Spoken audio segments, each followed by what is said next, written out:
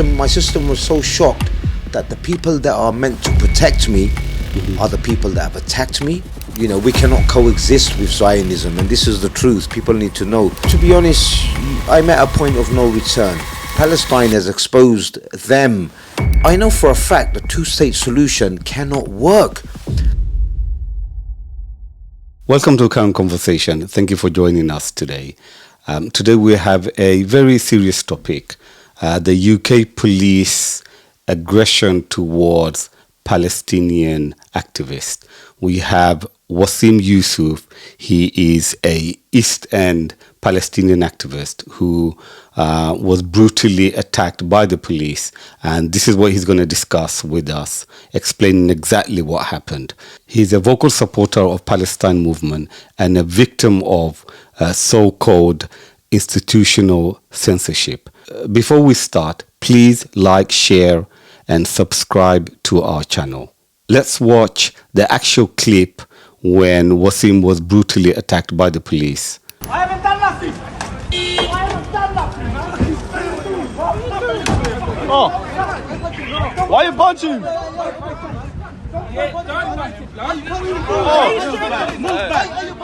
Why are you punching? Why are you punching? Police. Thank you, Waseem, for coming down and discussing your situation at this moment. Please tell us exactly what happened on July 2024. Thank you for having me, brother. Thank you so much. So on the 12th of July, which I believe was a Friday, approximately at 4:30 p.m, I was in Whitechapel High Street, pretty close to the East London Mosque, the Masjid. And I had my roof open, my convertible with my Palestine flag and my charity bucket and my flags, my badges, and leaflets, End the Genocide. You know, I was trying to raise a lot of awareness about the genocide in progress, and also at the same time raise funds for medical aid for Palestinians in conjunction with PSC, because I'm a member of Palestine Solidarity Campaign for Ilford. So is that a local one? It's an Ilford one, so it's a local Ilford one, and then you got national ones, and then you got every town, city will have one, you know, Neasden, Wembley, Harrow, Tower Hamlets. Are you a member of that? I'm a member of that, of course, yeah. So it's an opportunity for me to give something back to the community, interact, you know, build bridges, connect with them, and raise the awareness. It's horrible, the genocide that's going on, you know, it's disgusting. So it's just an opportunity for me. Okay, so what happened? You parked your car? And Yes, brother. So I've parked my car and I'm fundraising and I'm waving my flag, and a lot of people are interested in the Palestine especially flag. your car, the and way my car, because it really stands out like a sore thumb, you know, it's decorated, dollied up. So a lot of people were coming over and contributing in terms of fundraising. They were buying flags, wristbands, you know, and accessories. And then what's happened is a police van is drove by me, and it's parked up further down, and then they've walked towards my car, brother. Two officers who I now know were PCSOs. They weren't full-fledged officers. They were more with the traffic division. Two of them's come over, and basically they've tried to issue a ticket to my car, and so I've communicated with them. so are they traffic wardens or? Well, PCSOs, so they're emergency workers, but not police officers. Okay. They're with the traffic division mostly, Okay. giving out tickets. So they work in conjunction with TfL, Department of Transport. They work with them because Sadiq Khan's in charge of TfL and is in charge of the Met Police. Okay. So the Met Police and the traffic division work together. It's all interlinked. So they came up to me and they tried to give me a ticket, and so I communicated with them and said, look, to be honest, you've come straight to the car with a Palestinian flag. There's other 3 cars there. You know, please give everyone a ticket. But they just laughed at me, smirked, and they just wanted to give me a ticket. You know, so I told him this is disgusting. To be honest, you know, this is not how you should work. You need to be fair. You know, you execute your duties in accordance with compliance. You know, but they didn't care. They just tried to issue the ticket. And whilst we're having this communication, I'm waving my flag still, and another officer's come from behind me, and he's tapped me from behind, an officer. So when I turned around, the officers grabbed my flagpole straight away. I don't know who this man is, but he's grabbing it and he's pulling my flagpole. Now the thing that's running through my mind, brother, instantly is this flag belongs to me. I paid for this flag. I am the sole owner. If you want the flag, ask me, I'll give it to you. But don't bully me, please. Don't be thuggish, And I could see the anger in his eyes. He was. Were you ever aggressive? No. I wasn't aggressive to him at all. I was holding on to my flag because it's my property. Yeah. And I'm saying to him, I've done nothing wrong. What are you doing? I've done nothing wrong, and you can hear that on the recording. That's on YouTube as well. And he's straight away he started punching me in the face, constantly punch. Brother, to be honest, I kind of froze. We saw the clip. Yeah, it was a horrible experience because I'm not accustomed to this kind of assault. If you like, or treatment. So I was kind of shocked and semi-froze. And then another officer come and he put his arm, he put me in a headlock. And he squeezed my neck so tight, like he wanted to pull my neck off my head. And he gave me some damage to my nerve system as well.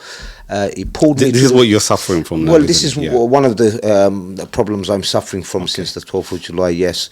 And they pulled me to the floor. So what's happened now is the officer that initially approached me and that was pulling my flag, this officer of Asian origin, he just simply started punching me whilst I'm on the floor, and kept on punching me, and I thought, to be honest, I was gonna die.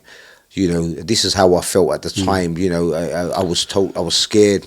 I've never been to that dark place in my life where you feel alone and helpless, because my system was so shocked that the people that are meant to protect me are the people that have attacked me. And why? For raising a flag to raise awareness that there's a genocide going on. And I felt very, very uncomfortable, in a very bad place, to be honest. Unfortunately, what happened then is I was handcuffed. And whilst I was being handcuffed, I could hear the officers talking and some shouting and saying, "You're under arrest for assaulting a policeman with a flagpole." This is what they said. I had a flag in my hand. Because it's been recorded, they couldn't really prove that. Yeah, but this is the initial thoughts that came out, and what was said is they transported me to the Bethnal Green police station, brother. So I was arrested around 4:30. The attack on me took place. I'd say within half an hour, 35, 40 minutes, I had reached Bethnal Green police station in the back of a van. And then I was processed in custody and just put in a cell for 2 hours. They did not kind of communicate with me. Did you get to see a solicitor? Or? No. The first 2 hours was very difficult for me. I didn't see a solicitor, but I saw a police medic. Doctor, and I told complained that my head is hurting where I've been hit, and some pain in my neck as well, my back, and he examined me within a couple of minutes, and he said, no, you're fine, you'll be fine, and he gave me a paracetamol, and he said, you'll be fine, and so there was no doctor provided. No. I mean, when you say doctor, I mean a person in uniform. Which is a different colour uniform, but it's Met Police, who's telling me how I feel. He's saying there's nothing wrong with me when I'm in pain. I've been brutally assaulted, so how can I trust somebody like that, unfortunately? But they just put me in the cell. So 2.5 hours, approximately maximum 3 hours, I was left alone. They wasn't interested in me. And then obviously something happened. The video went viral of my assault. The internet just went crazy. They gained traction, and what's happened is the police have seen the assault. And there was a demo afterwards, isn't it? Yes. I mean, I attended the demo. Yeah. So now people had started building up outside the Bethnal Green police station. People had seen See, in all, I understand 4 million people have seen the assault on me on YouTube just alone. Bethnal Green Police Station on Friday the 12th of July started gathering momentum with people turning up. So up to 1,000 people nearly turned up in protest and anger at the Met Police for the handling of myself and the assault they inflicted upon me, and the unlawful arrest just for speaking up for Palestine, for raising the flag, and the people were out there for many hours. I was detained for approximately 12 hours. Wow. 12 hours, and when I was released, I came out and the crowd was still there. So what's the legal case for then? What is it? Is it because of assault, that you assaulted the police? Well, what they said is, at the interview, they mentioned that I had assaulted a policeman with a flagpole, which obviously didn't happen, But they have you have the evidence, video evidence. Did they not see that, or? I mean, everybody's seen the video evidence, but I think my understanding is, I don't know, they know they've made a mistake, a catastrophic mistake, and to cover this mistake up is you can't present more fabrications. Okay. I won't use the word lies, is a bit strong, but fabricating it and denying the truth, deviating from the truth, it's not going to help the Met Police, because the video evidence is conclusive, and it will only point and suggest that the Met Police, if I can use the word corrupt, because they're not fair brokers in this sense, because they're not playing fair. They need to own up to their responsibilities. Do you think the institution is racist, or do you think there are some bad apples? I think it stems from the institution. But not every officer is bad. There are genuine officers there. A lot of them, that are just simply there to provide for their families and that truly love their job. Yeah. They enjoy their job and they enforce the law properly. What is their job? To enforce it, There's good, decent people from all denominations. Why do you think those police that attacked you, why do you think? Do you think it's because there's a media support narrative that's been pushed and is affecting them? Do you think that's the case? I think, there's a grain of truth in that. So let's go 1 week before the 12th of July, Tower Hamlets, the police and the council enforcement officers came out in force 1 week before the 12th of July, and they started tearing down all the Palestinian flags in Tower Hamlets, from the council buildings, from the lampposts, and there was a lot of arguments and altercations took place where families weren't happy that why you taking our flag, and they cracked down very heavy. It was authorized obviously by Lutfur Rahman as well, the mayor. He sanctioned that move. He said fine, take them down, okay. Unfortunately. And then a week later I've turned up in my car, which is my property, and my flag is on my car, and I'm holding another flag, waving it, generating a lot of interest. And the police that attacks me, they weren't happy to see me in that area. Because your car is decorated very well, isn't it? With the flag, it stands out. Yeah. Do you think that's somehow aggravating them because they don't want anyone to be maybe aware or have that kind of?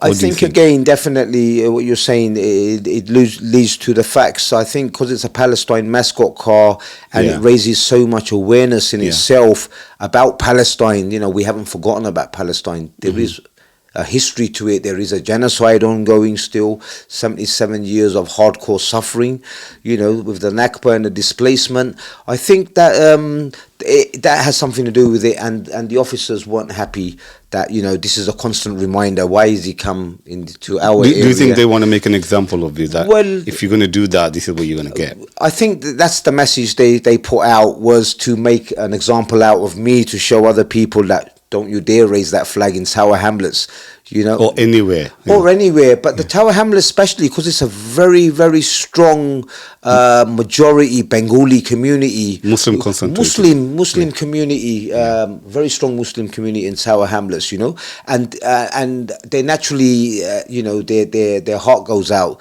to the suffering of the Palestinian people. So it's a message to all them as well, not to dare raise that flag. And, So just going back, sorry, I'm gonna just going back.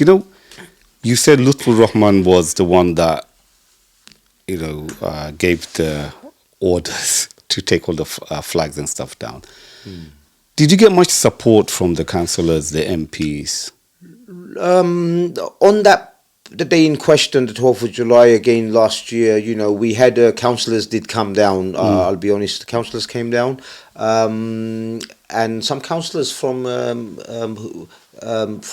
our area in Ilford came down as well. One of them is a councillor now, Nur Jahan Begum. She attended as well.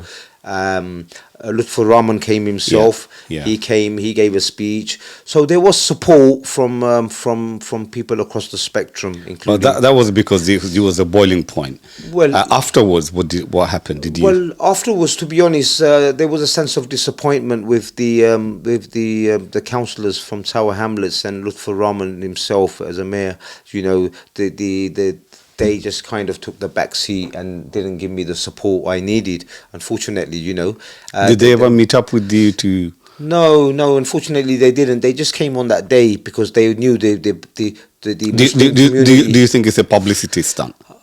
Well, brother, everything indicates it points out to a publicity stunt. Only Allah knows the truth, but it looks like that way, that they thought they cash in on the publicity, that there's a lot of Muslim community anger.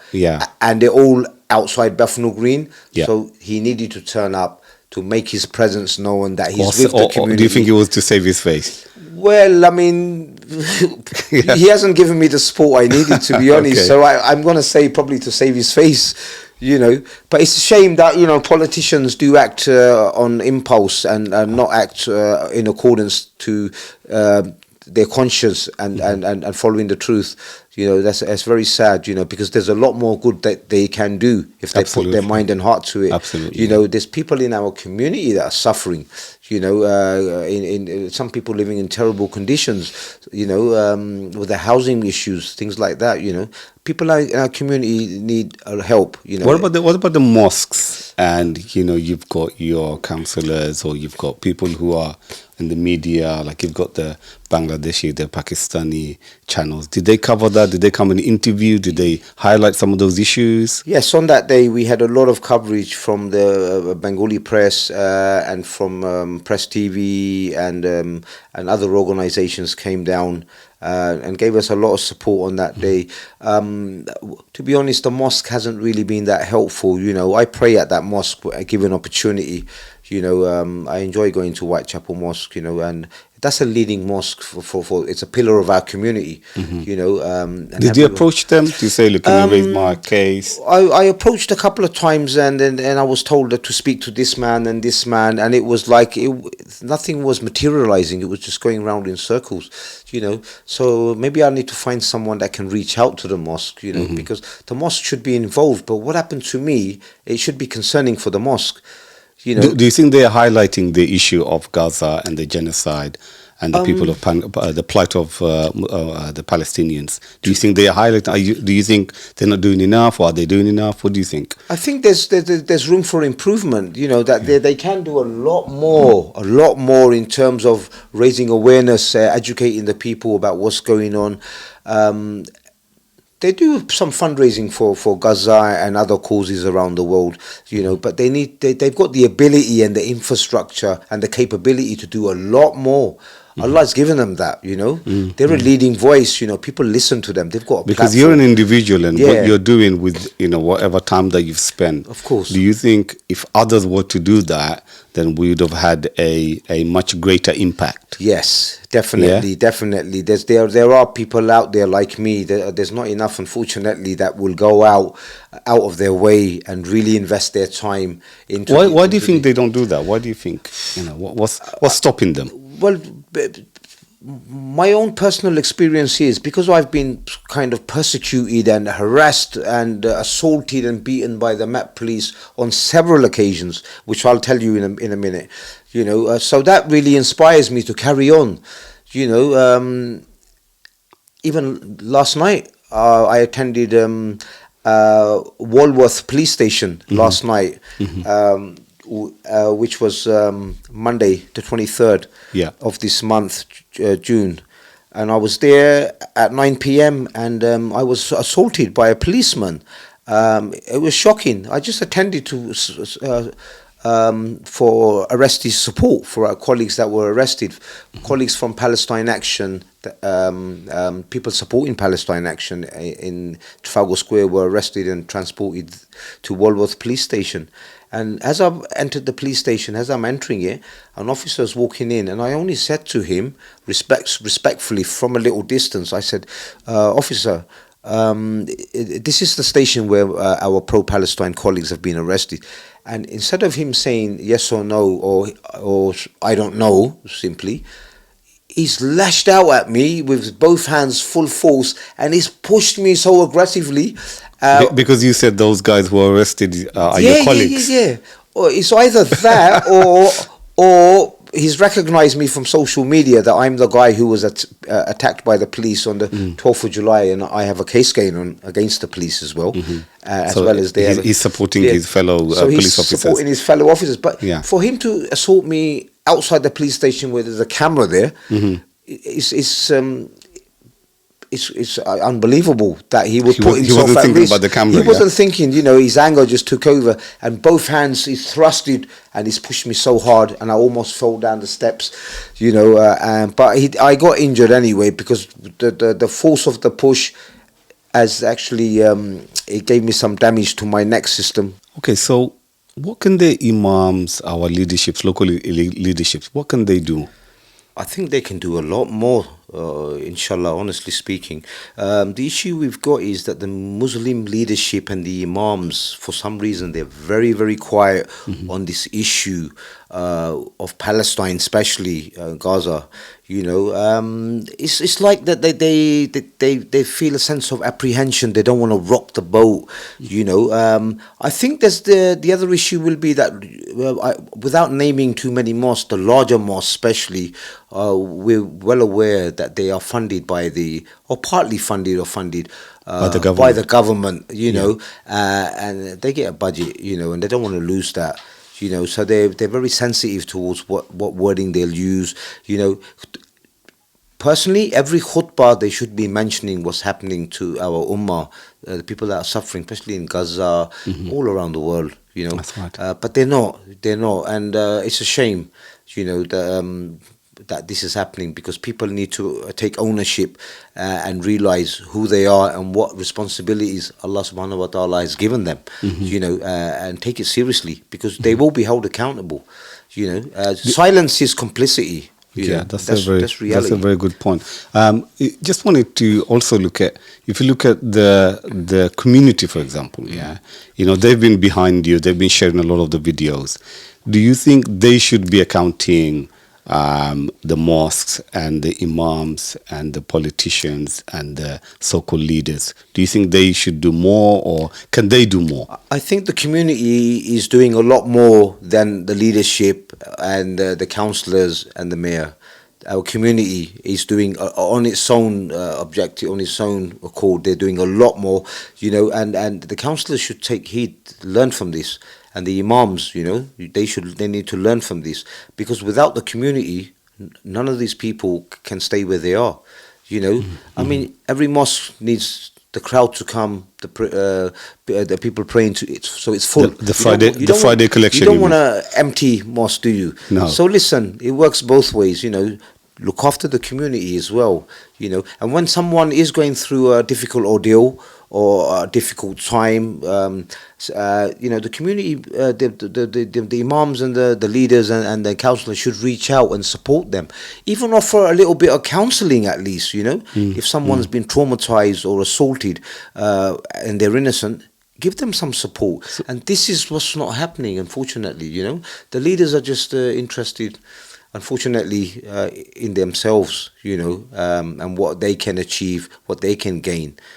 For the mosque and for the centres. For the centres, to keep it sustainable, but if they reach out and work with the community, to bridge the gap between the current situation and the desired situation, they can achieve a lot more, inshallah. So do you think you are disheartened by the outcome so far? Yeah, the word I would use is also hurt. Definitely, I feel hurt and pain. That the direction that we're heading in, it's not good. There needs to be a oneness. As a Muslim, especially, everyone needs to unite. But Unity is strength. yeah. Absolutely, United, we can achieve everything. Yeah. But if we're going to move around in patches, in small numbers, in different directions, but we will always struggle. And people will mock us, unfortunately. So it's very important that we learn from previous mistakes from previous people, and we move together in one direction. We're the Muslim people, so we need to do that, and we need to find someone that can unite us. Palestine has united a lot of people. That's now. right, This yeah. is the thing. Yeah. I've made so many friends, colleagues, comrades since I joined the Palestine movements. I've lost a lot of friends that I knew that was never my friends in the first place. Yeah, that's I right. lost so many friends, Yeah. but I gained a lot more. Okay. So I'm really happy. And especially now, I have a very strong tie with the Bengali community in Bethnal Green and Whitechapel, Stepney. They all came out for my support on Yeah, the 12th that's of right, July. yeah, And yeah. you know what it is? I'm honoured and I'm deeply touched by their love and their kindness and their support. This community showed the true strength that the power belongs to the people and not the police or the government. The power belongs Going to back to the people. police, how far do you think they will take this case? Good question. I think that the issue we've got is, I think we both know and the police know that the lies and the fabrication cannot be sustained. It can't. It's impossible. So at some point, I'm hoping sooner than later, they will do the right thing. So did they suspend the police officer in question, or is the investigation is ongoing? Yes, so the police officer was on the same day that he assaulted me. They removed him from road duties, official road duties, and they put him on restricted desk duties on the desk. So they took him off for a few months, kept him there, and then unfortunately the officer he went off on sick leave. He was off. He said he had some mental health issues. He wasn't well. So he wasn't suspended? No, he wasn't suspended. And then he's came back to work. Now he's working as normal, unfortunately, so no action was taken against him, but there is an ongoing investigation even now into the officer, I can tell you with conviction, this is the truth. So we're hoping that he will be held to account, and then something good will come out of this. The Met Police will learn something from this. It's unbelievable, and it's not justified that they've supported that officer knowingly that he's committed a criminal offence of assault by assaulting me, and they're still supporting him. It's disgraceful. And the borough commander needs to take some responsibility. His name, I'm not going to say his name. We don't want to mention. I don't want to mention his name, but the borough commander for for Tower Hamlets and Bethnal Green and Hackney, he needs to take responsibility, because everything's happening on his watch. This is his area. I've seen a shift since Keir Starmer was elected on the 4th of July, came into power, and then straight away there was a shift in everything that was happening around UK, and the police became very heavy-handed. Well, he supported the initial, when they banned water and electricity. That's and right. so The on so fuel, forth. the water, the food, the ban, so he agreed with that. The sanctioning the approval of starvation. Yeah. Keir Starmer approved it by saying Israel has the right to self-defend and do what he's doing. He's a human rights lawyer before he was a prime minister. He should know that you can't do that. Know better, he should know better, to be honest. Yeah. But this is state-sponsored as far as I'm concerned. Whatever's happening now with the Palestinian movement, the cracking down, silencing us, there is no freedom of speech, unfortunately. This is the way we're heading. What do you think of the media, the Western media? Do you think they're helping fuel this, anti-Palestinian, anti-Palestine, a lot of the narratives that they use, some of the big names. Absolutely, the mainstream, and Yeah. to be honest, I will name them, BBC especially, Yeah. and Sky Sports, Sky News. The main channels, GB and all that. They basically they're like the mouthpiece of Israel. It's like they get permission what to say. And they never criticize Israel.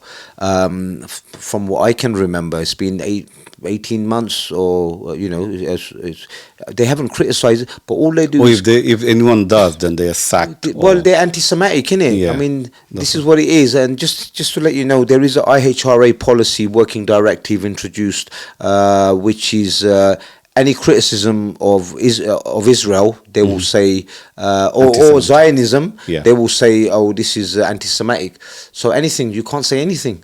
And this is what we're going towards. I mean, it's a working directive policy, so it's not binding by law, but it's already here. And it will become that one day, unfortunately, that you can't even talk about Israel. They will say you're anti-Semitic. And this is Keir Starmer's government's allowing this to happen. I mean, his wife is Zionist, so Yeah, I that think must be something to do with it, Yeah. unfortunately. Yeah, well, Yeah. we can. What do you think the Zionists? They have a lot of influence within the media. Yeah, I think in Businesses. 95% of civilization, unfortunately, the Zionists have a stronghold. Yeah, they will say it's a conspiracy theory. yeah. It's not a conspiracy theory. No? I believe. No, people can say what they like. They control all the key positions and the key companies and the key industries. It's like they're controlling almost everything. They're suffocating Well, us. they do have, a grip on Westminster. They do have a grip on MPs and some of the policies. They do have a say in that. We can see that, isn't it? Yeah, well, that's the fact. What you stated now, they do have a grip. The Jewish lobby, not just our UK government, The the AIPAC American one, yeah. government as well. They control. The problem we've got is the truth is Zionism is not a nice thing. We are not compatible with Zionism. We cannot coexist with Zionism, and this is the truth. People need to know Zionism is evil. Any organization or religious sect, whether it's demonic or Zionist, which is the same, that condone the death of children on a mass scale, is totally wrong. It's crazy. So. Well, they've exposed themselves, do you think? Well, the current conflict has exposed Palestine, has exposed them and the people in UK that have been silent, and supported them through their silent complicity, and the media especially. It's exposed the media and the politicians that have come out in support for them. Do you think people have lost trust in the media, the politicians, or now independent media groups that are online? They are raising a lot of the issues. Absolutely. Even the smaller independent media outlets now, they have gained the trust. And this is reality. So the interview that we're having, you can't have that with BBC or Sky News. No, because BBC... Because do you think they will have an agenda? BBC are not going to ask me the relevant questions that are meaningful and purposeful. They will swing the agenda and serve Israel. They don't want what's humanity's interest. They want Israel's interest. So how can I give an interview to BBC? Would you give an interview to BBC? I mean, I would attend, and I don't have an issue with attending, but I would only attend to speak the truth. Would they allow me to speak the truth in my mind? This is the problem I've got. Yeah. So, when you say free Palestine, yeah. A lot of people understand this differently, isn't it? Some people, they say two-state solution. Some people, they don't want the entity to exist, i.e. the Zionist entity. Some people, they want a Palestinian state where Jews, Muslims, Christians, agnostics, or whatever, they can all live together. What's your understanding of free Palestine? Okay, so free Palestine for me goes back to when the colonizers were leaving Palestine. When I say leave, they didn't actually leave, they just passed the colonization onto Israel. They've given away somebody's land to somebody else, and the Palestinians are still suffering. And this was over 100 years ago, the colonization. And then obviously it's then from 77 years it's been hardcore mass displacement and killing and God knows raping and abuse, and the living conditions were disgraceful, like an open air prison for these poor people who have been suffering. So when you say to me two-state solution, I know for a fact the two-state solution cannot work. How But the Israelis don't want two-state No, solution. they don't want it. The Palestinians did agree to it through the Abraham Accords or through some methods. They agreed to the two-state solutions at one point, but it never developed. Israel never let it develop, and Israel doesn't want it. Palestinians don't want it. But what I want to see is the state of Palestine redeveloped, where Israelis and Palestinians can live together in peace. Jews, you mean? Exclude the Zionists. The Zionists don't belong there because they're the ones that cause fitna and problems and trouble and death and destruction. They need to be removed. So you're calling for one state solution where Jews, Muslims, Christians, they all live together. Absolutely, where it's a Palestinian state. Yeah. And everyone is treated equally in a Palestinian state. So all the Palestinians should go back to their homeland. Yes, of course. It's their homelands. It has been for... But this is where they have the issue, isn't it? Yeah. Because they've kicked them out. They don't want... That's not their home anymore. Well, I mean, you can't just... I'm in your office now. I can't just kick you out and say, look, can you go? This is my office. It doesn't work that way. So the British government, they know exactly what they're doing. They are to blame for this. Yeah. They authorized it. It was the Balfour Declaration. It was through their understanding. And who gave them the right to give away somebody else's land? The indigenous people that lived there, the rightful people that belong there, to kick them out. There's no justification what they've done, and they haven't apologized. They need to apologize for what they've done, And it's not just the Israelis to blame, it is UK government is to blame as well, 100%. So with this campaign that you're doing, where do you want to take it? How far can you take this? Brother, to be honest, I'm at a point of no return. I can't turn back now and go back to living a normal life. I've been through too much. I've been brutalized, I've been attacked, I've been assaulted since I started supporting Palestine. On March 2024, I was harassed by officers outside Barclays Bank. They almost arrested me. Unfortunately, they didn't arrest me because I was saved by a few sisters that said, no, this man's innocent. Otherwise, they were going to put the handcuffs on. We have video recording for that. Then 20th of April, I was outside the Barclays Bank in Ilford, peacefully protesting. They arrested me, they assaulted me, took me to Romford police station. Unfortunately, 18 hours in a cell. 18 hours? 18 hours, and they let me go. They said I assaulted an officer with a flagpole. They lied. This is not true. Then they NFA'd, no further action, you can go. They just abused me. And then 12th of July, which you know about, was the Whitechapel attack at Bethnal Green. Yeah. And then, brother, I went to Scotland Yard 4 months ago, which is on the Embankment River, central London, 4 months ago, with a petition signed by 35,000 people. Wow. Asking for the officer that assaulted me to be suspended and or sacked. And I went to Scotland Yard with a petition and a file with all the information to hand it in, and just to say to the front desk, can you hand it in to Sir Mark Rowley, the Commissioner? This is important. And the officers at the front, they recognized me from my social media platform, and they said to me, no, they said, go away. If you try and hand it in, we will arrest you. And that was I felt very disturbed and scared. So you're trying to hand in petition, and this is an arrestable offence. Well, for me, if I was to hand it in, yes. If someone else came, they would allow it, but they did not allow me. We have video recordings of that as well, thank God. So is that something that you also presented to your to the case? Yeah, I mean, this adds on to my case about the harassment and the treatment that they've been giving me as an individual. Different treatment than anybody else, unfortunately. But this happened 4 months ago, and then on 27th of March, brother, I turned up to the Old Bailey Court, and this was in support of the Filton 18 of our comrades who are Palestine supporters. were put in prison, unfortunately. So they came to court, so we turned up to support, a few hundred of us, waving my flag, and the police came up to me and said, "Oh, you've assaulted somebody." And I said, "No, again?" Really? And then they kind of, I would use the word kidnapped. They've lifted me, threw me in the van. They threw me in the van, and they tried to drive off with me, but the crowd that was there blocked the van. They surrounded the van, and the van was stuck for 42 minutes. The van could not move. In the end, the chief of police that was there, he came to the van and said to me, "Okay, we will de-arrest you. We will take the handcuffs off. Take the crowd away." They said to me. So he kept his word. They took the handcuffs off. We have video footage of that. And he let me go.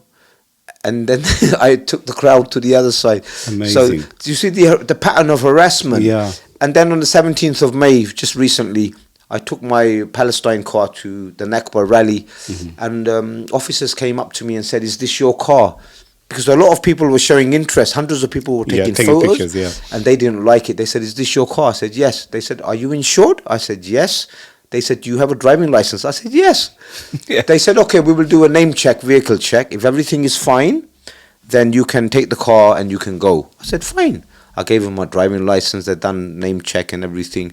Everything came back. But something came up on the system about my name. I don't know what it was, some marker.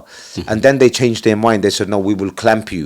And I saw the shift in their mood, the aggression and the anger. So they clamped my car, lifted it from the Nakba Rally, central London, near Downing Street.